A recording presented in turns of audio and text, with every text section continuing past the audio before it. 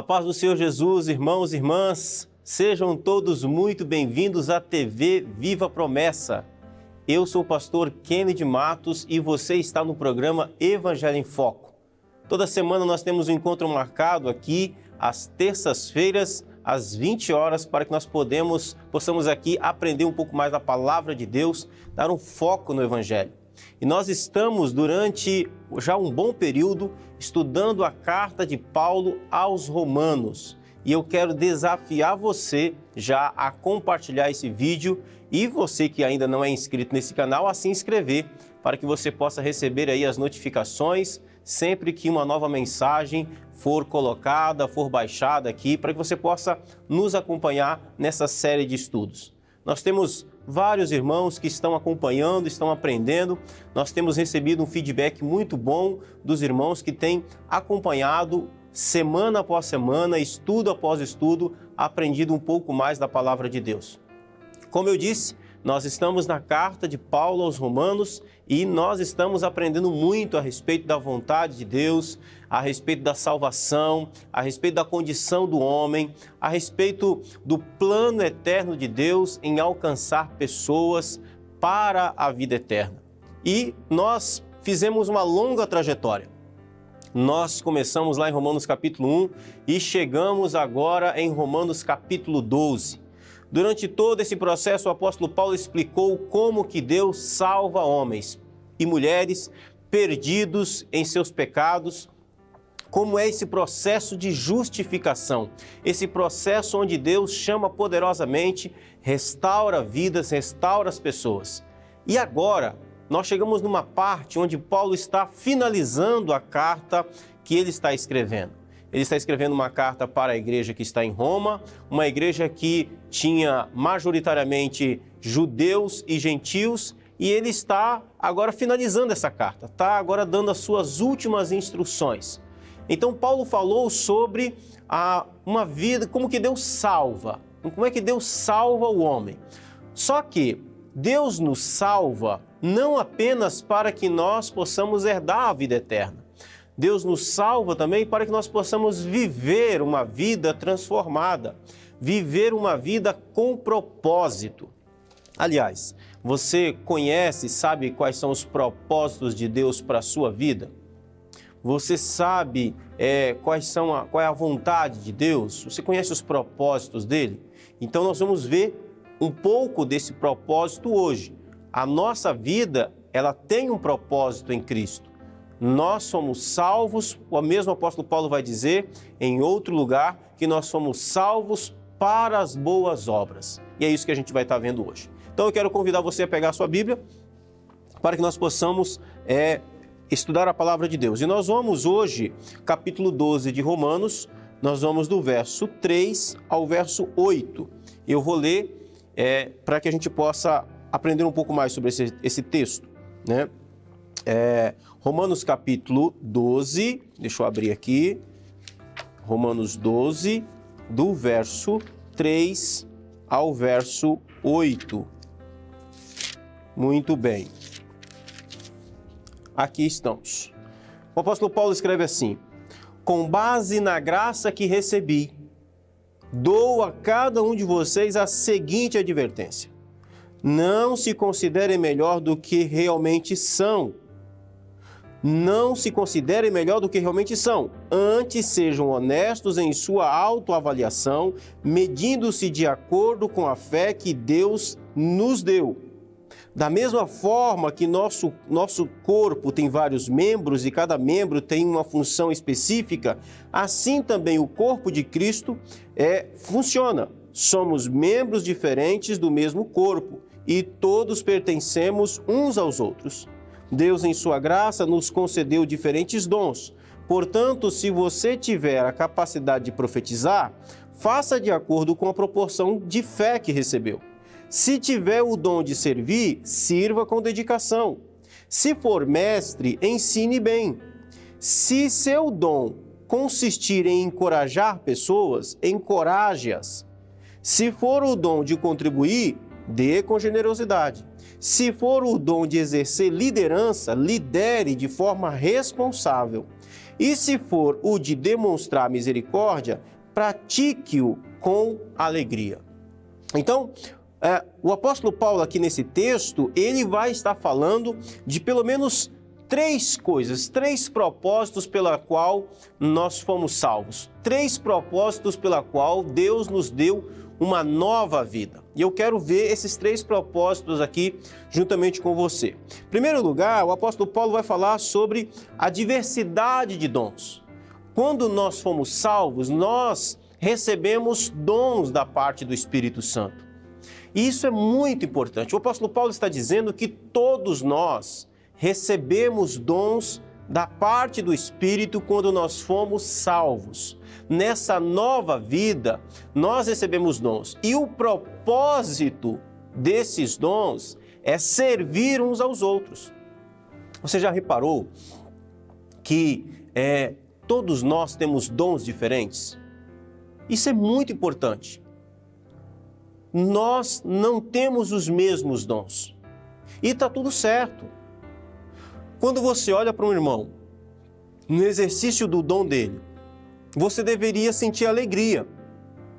E às vezes eu noto que as pessoas têm uma certa tristeza ou uma certa inveja do dom do outro.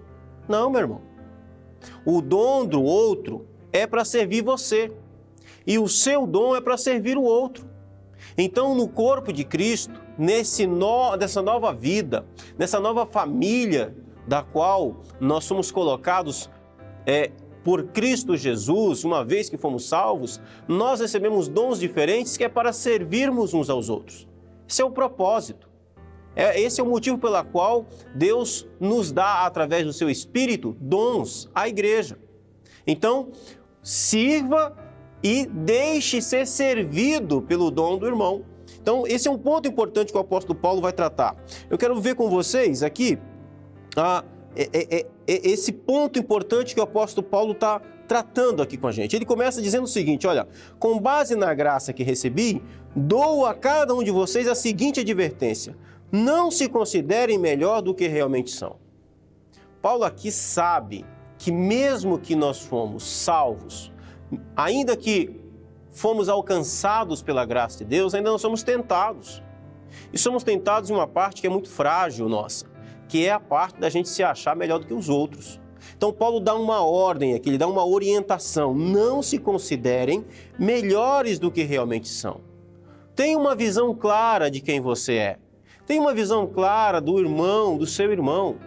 A orientação bíblica é para que você considere o outro superior a você mesmo. Isso é muito importante. Isso é só no reino de Deus que a gente encontra esse tipo de conceito, de ordenança, para que o outro seja considerado melhor, para que o outro seja considerado superior, para que nós consideremos uns aos outros desta maneira.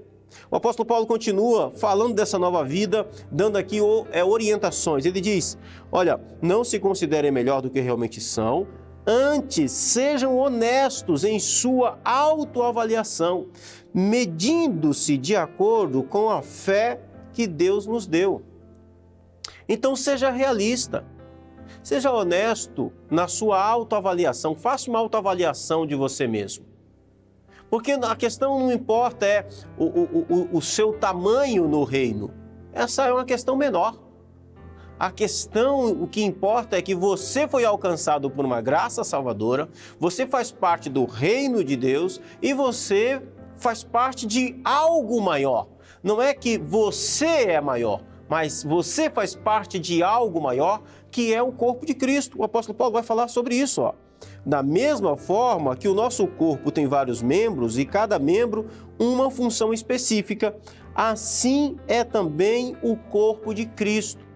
Cada membro do corpo tem o seu valor, a sua importância e, detalhe, o seu tamanho, a sua funcionalidade.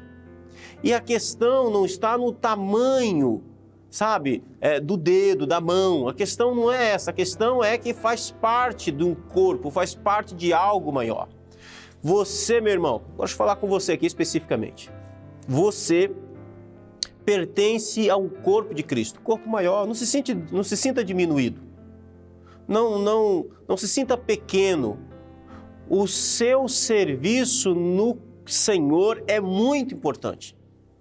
O seu dom, o seu talento, o seu trabalho, a sua função, ela é muito importante. Não é o tamanho da sua igreja que determina o seu valor, mas o preço pago na cruz de Cristo por você que determina o valor. Se você faz parte de uma igreja, falando agora em termos de congregação, né? Se você faz parte de uma igreja grande, entenda que você não é melhor do que o irmão que faz parte de uma igreja menor. Você contribui como ele contribui para o corpo de Cristo. Então, ajude, se esforce cada vez mais. Entenda que servir o menor é servir o corpo, é servir a Cristo. Você que faz parte de uma igreja pequena, às vezes tem aquele sentimento de diminuição. Não se sinta assim, você faz parte de um corpo maior. Você faz parte de um corpo grandioso. O seu serviço, os seus dons aí onde você está, são preciosos para o reino de Deus. Você alcança gente que outros não alcançam. Você serve de uma maneira especial também ao corpo. Então, continue servindo, continue vivendo para o propósito que você foi chamado, onde você foi chamado, nas condições em que você foi chamado. Entregue tudo nas mãos de Deus. Vamos continuar. O apóstolo Paulo então fala sobre isso. Ele diz, olha, somos membros diferentes do mesmo corpo e todos pertencemos uns aos outros. Não somos de nós mesmos. Pertencemos ao nosso irmão. Estamos ligados uns aos outros, com os nossos defeitos, com as nossas virtudes. Nós atingimos o propósito da nossa vida em Cristo, servindo uns aos outros. Andando junto, trabalhando junto, contribuindo junto, de formas diferentes, com dons e virtudes diferentes, mas servindo ao corpo maior, servindo a algo maior. No verso 6, o apóstolo Paulo diz, olha, Deus em sua graça nos concedeu diferentes dons. É interessante como Paulo coloca essas palavras. Dons são presentes. Dons são dádivas que Deus dá. Não é mérito. Nós não fizemos nada para merecer os dons. É Deus que dá. Presente de Deus. E Paulo afirma que Deus dá esses dons, esses presentes em sua graça, não tem mérito algum. Os seus dons não é porque você é mais esperto, você é mais inteligente, mais bonito, tem nada a ver com isso. Tem a ver com a graça de Deus, tem a ver com a bondade de Deus, a generosidade de Deus. E um detalhe, a generosidade de Deus em primeiro lugar, não a você, mas ao corpo de Cristo. Porque os seus dons não são para servir você. Os seus dons são para servir o seu irmão, são para servir a sua comunidade, são para servir a sua igreja, é para servir aos outros. O dom não é para você, o presente não é para você. É você usado pelo Espírito Santo para ser bênção na vida dos outros. É assim que funciona. Então o apóstolo Paulo diz, Deus em sua graça nos concedeu diferentes dons, não são iguais, diferentes. Portanto, aí Paulo vai aqui elaborar alguns desses dons, alguns exemplos, ele não vai aqui fazer uma lista exaustiva. Ele vai dizer, portanto, se você tiver a capacidade de profetizar, faça de acordo com a proporção de fé que recebeu. É importante notar que a palavra profetizar aqui, o dom de profetizar aqui, que Paulo está falando, tem a ver com aquele que fala em nome de Deus, a partir de Deus. E isso a gente pode ver de duas maneiras. Seja no exercício da pregação, da exposição da palavra de Deus, das Escrituras, porque aquele que prega também profetiza. Porque quando nós falamos da palavra de Deus ao povo de Deus, nós estamos sendo boca de Deus profetizando as palavras de Deus sobre a vida da comunidade. Então você que prega, faça isso de acordo com o dom, na proporção do dom que você recebeu, da fé que você recebeu. Profetizar também tem a ver aqui com o ato da ação extraordinária do Espírito Santo em usar pessoas de forma sobrenatural para falar da parte de Deus à sua igreja. Então, seja como for, o apóstolo Paulo está dizendo, olha, se você tiver a capacidade, o dom de profetizar, faça de acordo com a proporção de fé que você recebeu. Fale com autoridade, fale com poder, fale com confiança da parte de Deus ao povo de Deus para que a igreja de Jesus seja edificada. É muito importante isso. Então, ele vai continuar dizendo, olha, se você tiver o dom de servir, sirva com dedicação. É curioso a gente notar que nós temos essa ideia de pensar assim, profetizar é um dom. Agora, servir, não sei. Servir é um dom? É um dom. É uma capacidade que Deus dá a alguém para servir de maneira especial a igreja de Jesus. E eu tenho certeza, na sua igreja, você consegue identificar mais gente que serve do que gente que profetiza. Olha que curioso isso. Com certeza, nas nossas igrejas, nós temos mais pessoas que servem com o dom de serviço do que pessoas com o dom de profetizar. E os dois dons são importantes, as duas pessoas são importantes. Então, assim, ele vai dizer, olha, se você tem o dom de servir, faça com dedicação. Por que Paulo está dizendo isso? Porque Paulo sabe que há um risco do exercício do dom ser feito de forma relaxada, ser feito de qualquer jeito, de qualquer maneira. Isso é pecado. Isso é pecado. Então ele diz, olha, uma vida com propósito, essa nova vida com propósito que Deus nos dá em Cristo Jesus, em salvação, essa nova vida com propósito, ela precisa ser executada com dedicação, com apreço, com afinco. Você tem o dom de servir, sirva com dedicação, se esforce, se organize e sirva. E ele vai continuar dizendo, se você for mestre, ensine bem. Como que os mestres na igreja são importantes? Eles edificam a igreja no conhecimento da palavra de Deus. E Paulo, de novo, dá essa ênfase, né? Olha, se você for mestre, ensine bem. Não de qualquer maneira, não de forma relaxada, não de forma casual. Não conte com a capacidade extraordinária, se prepare. Aliás, não é porque alguém tem um dom, uma capacidade sobrenatural da parte de Deus para executar alguma coisa em benefício da igreja de Jesus, que essa pessoa não precisa se preparar.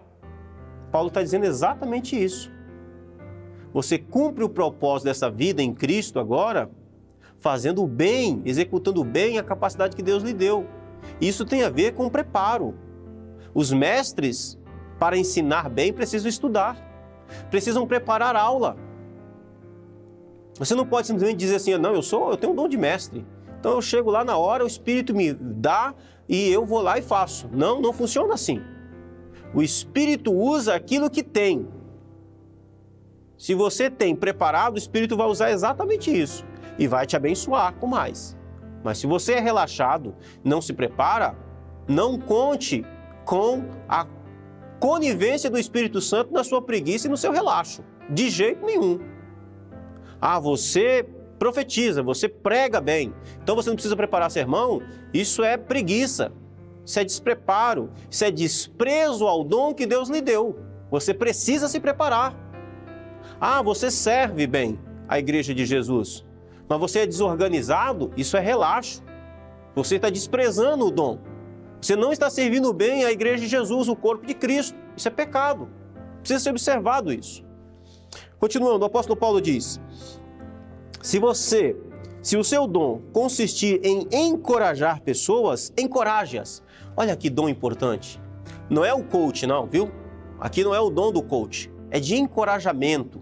aquela palavra de consolo, aquela palavra de coragem, aquela pessoa que é usada por Deus para trazer uma palavra de fortalecimento. Como são importantes essas pessoas. Você que tem esse dom de encorajamento, como é que estão as suas visitas? Você tem visitado os crentes? Ou você tem achado que isso é coisa para o pastor fazer? É obrigação do pastor, sim. Mas você tem o dom do encorajamento. Às vezes o seu pastor não tem. E aí? Deus deu a você esse privilégio. Esse propósito é seu, pertence a você. Então se organize. Se organize. Faça uma agenda de visitação, sábado à tarde, durante a semana. Visite um enlutado, um enfermo. É isso. Você procure alguém, outra pessoa que também tenha esse dom, ou alguém que gosta dessa área para que te acompanhe.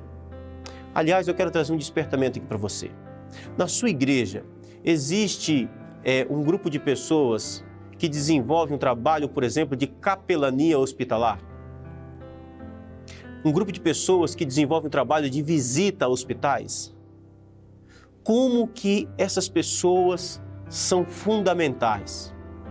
Eu não sei se você já esteve no hospital, internado, sofrendo, onde as horas se tornam dias e o tempo não passa e há apenas uma expectativa, uma esperança que se acaba dia após dia. Como que é importante a palavra de alguém que tem o dom do encorajamento. A palavra de alguém que faz uma visita, que faz uma oração. Você tem esse dom do encorajamento? Vai lá, meu irmão. Os hospitais estão cheios de pessoas, cheios de acompanhantes precisando de uma palavra de Deus, de motivação, de alegria, de força. Então vai, esse é o seu propósito. Desenvolva o seu dom pela graça de Deus, com a bênção de Jesus. Vamos lá, o apóstolo Paulo continua dizendo aqui de outro dom. Se você tem o dom de contribuir, dê com generosidade. Eu conheço pessoas assim. Você tem um dom de contribuição. Quando há uma campanha na igreja, elas não esperam por uma campanha na verdade. Elas observam, elas percebem, em tal área da igreja está precisando de ajuda. E elas ofertam com generosidade. Tal pessoa está precisando de ajuda e elas ofertam com generosidade. Essas pessoas geralmente têm uma característica muito importante. Elas são sigilosas, você nem sabe quem são. Elas pedem sigilo, pastor, não conte para ninguém. Eu quero dar essa oferta para fulano de tal, para essa pessoa, por favor. Ou eu estou dando essa oferta para isso. E o apóstolo Paulo faz uma orientação aqui. Você tem o dom da generosidade, olha, a generosidade é um dom. Não significa que apenas os generosos, os que têm esse dom, são aqueles que devem ofertar ou dizimar na igreja. Não tem nada a ver uma coisa com a outra. Esses aqui são aqueles que têm a alegria, a capacidade. E olha que interessante, eu sou prova disso, sou testemunha disso. Essas pessoas geralmente são muito abençoadas por Deus. Recebem da parte de Deus condições para isso. São muito abençoadas. Detalhe. Isso não significa que você tem que pensar, então eu vou doar mais na igreja para que Deus me dê mais. Não funciona assim. É um dom, meu irmão. Se não é o seu, não tenta fazer algum escambo com Deus que Deus não se deixa vender, tá bom? Então é isso que o apóstolo Paulo está dizendo. Ele vai continuar dizendo, olha, se você exerce liderança, se o seu dom for de exercer liderança, lidere de forma responsável. E aí aqui a gente, lógico, né? É para mim. Se de todos os outros eu poderia um ou outro dizer, mas esse aqui especificamente, eu sou pastor, eu sou líder de uma igreja. O apóstolo Paulo está dizendo, olha, se você tem um dom de liderança, lidere com responsabilidade. É a igreja de Jesus. Ô líder, quando você for comprar alguma coisa, negocie. Veja o melhor custo-benefício, o melhor orçamento. Lidere com responsabilidade. O recurso não é seu. O dinheiro não é seu. O irmão levanta às 5 horas da manhã para trabalhar, para dizimar, para ofertar com fidelidade. E a gente precisa ter responsabilidade com isso. Eu aliás, não consigo entender isso. Eu não consigo dormir até tarde. Eu levanto cedo. Porque uma das coisas que me incomoda é saber que o meu irmão, que oferta, que dizima, que devolve o seu dízimo com fidelidade ao Senhor, Ele levantou cedo para ir trabalhar. Eu não posso ficar deitado dormindo a manhã inteira, levantar tarde, agir preguiçosamente. Não posso. Eu tenho que ter responsabilidade. Então, você que lidera em todas as áreas, financeira, organizacional, de agenda, faça isso com responsabilidade. Não deixe para depois, não.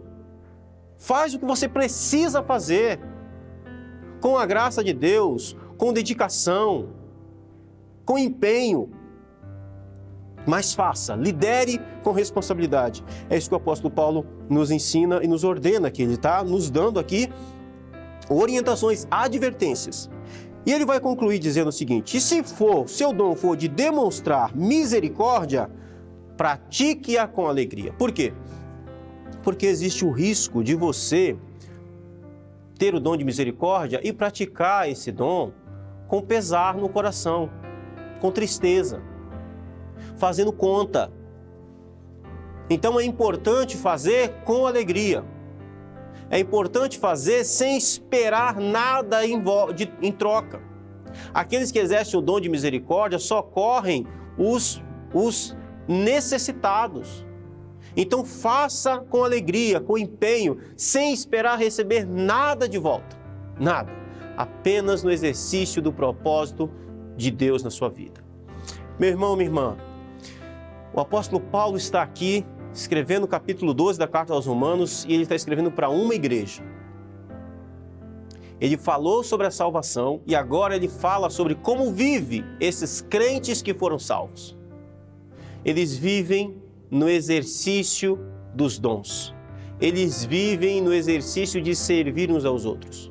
Eles vivem no exercício de contribuir para que o outro cresça cada vez mais, uns aos outros. Deus te chamou, Deus te alcançou, salvou você, Deus te chamou poderosamente. E Ele te trouxe a uma vida com propósito. Talvez eu esteja falando com alguém que a vida esteja meio parada. Talvez você não esteja atingindo o propósito pela qual Deus chamou você a essa nova vida em Cristo.